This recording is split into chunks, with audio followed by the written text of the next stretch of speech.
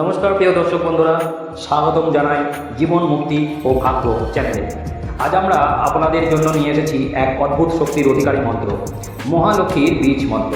এই মন্ত্র কেবল ধন সম্পদই আকর্ষণ করে না, বরং আপনার জীবনের শান্তি সমৃদ্ধি ডেকে আনে। আপনারা দেখেছেন জীবন মুক্তি ও ভাগ্য একটি এমন প্ল্যাটফর্ম যেখানে ভাগ্য উন্নতির পথে আমরা তুলে ধরি প্রাচীন মন্ত্র, টোটকা ও আধ্যাত্মিক জ্ঞান। আজকের এই ভিডিওতে আমরা আলোচনা করব মহালক্ষ্মীর এক শক্তিশালী বীজ মন্ত্র।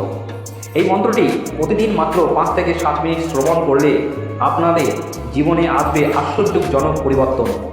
ধন সম্পদ, সৌভাগ্য, ইতিবাচক শক্তির আগমন ঘটবে আপনার ঘরে।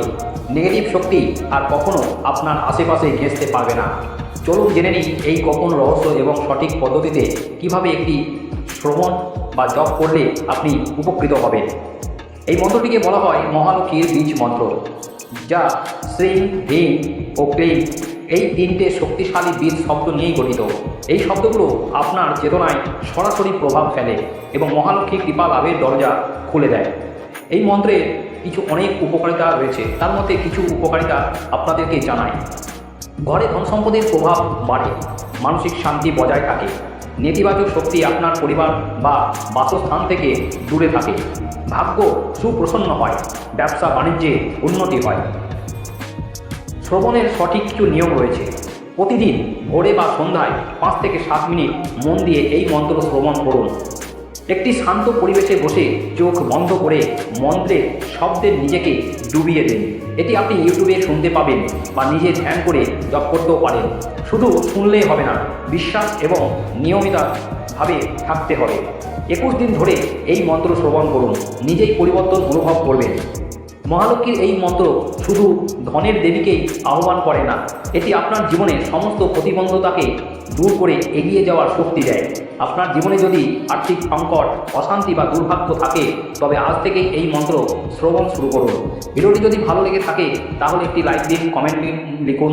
শ্রী মহালক্ষ্মী মায়ের আশীর্বাদ চাই এবং অবশ্যই চ্যানেলটিকে সাবস্ক্রাইব করুন। আমাদের ভালোবাসায় আমাদের এগিয়ে চলার প্রেরণা।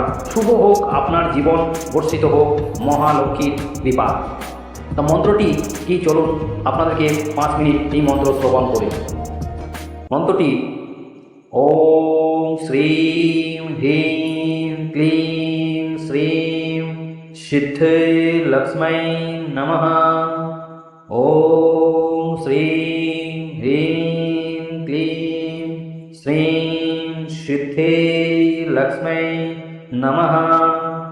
ওম শ্রীং হ্রিং ক্লিং শ্রীং সিদ্ধে লক্ষ্মী নমঃ।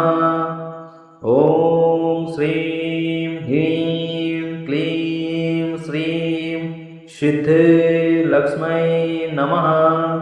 ওম শ্রীং হ্রিং ক্লিং শ্রীং সিদ্ধে লক্ষ্মী নমঃ। ওম শ্রীং হ্রিং ক্লিং শ্রীং সিদ্ধে লক্ষ্মী নমঃ। ওম শ্রীং হ্রিং ক্লিং শ্রীং সিদ্ধে লক্ষ্মী নমঃ। ওম শ্রীং হ্রিং ক্লিং শ্রীং সিদ্ধে লক্ষ্মী নমঃ। ওম শ্রীং হ্রিং ক্লিং শ্রীং সিদ্ধে লক্ষ্মী নমঃ।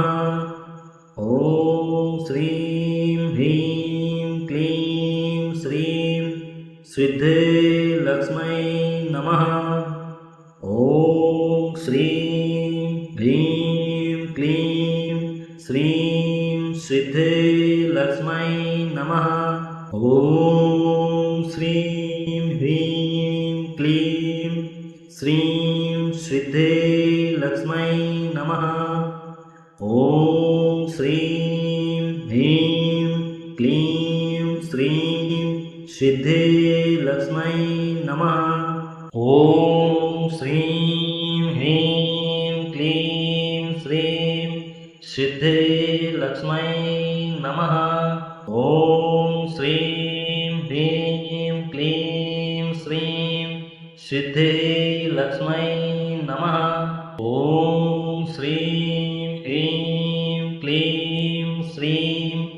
सिद्धे लक्ष्मै नमः।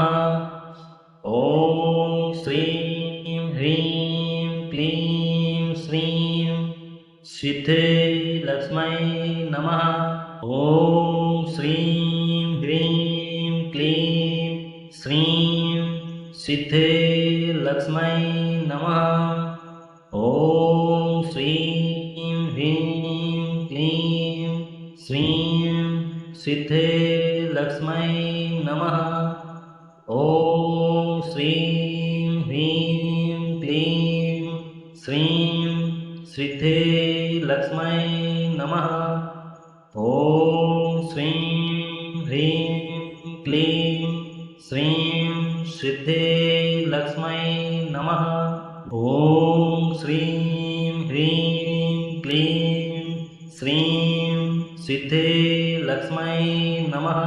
ॐ श्रीं ह्रीं क्लीं श्रीं सिद्धे लक्ष्मै नमः। ॐ श्रीं ह्रीं क्लीं श्रीं सिद्धे लक्ष्मै नमः। ॐ श्रीं ह्रीं क्लीं श्रीं सिद्धे लक्ष्मै नमः।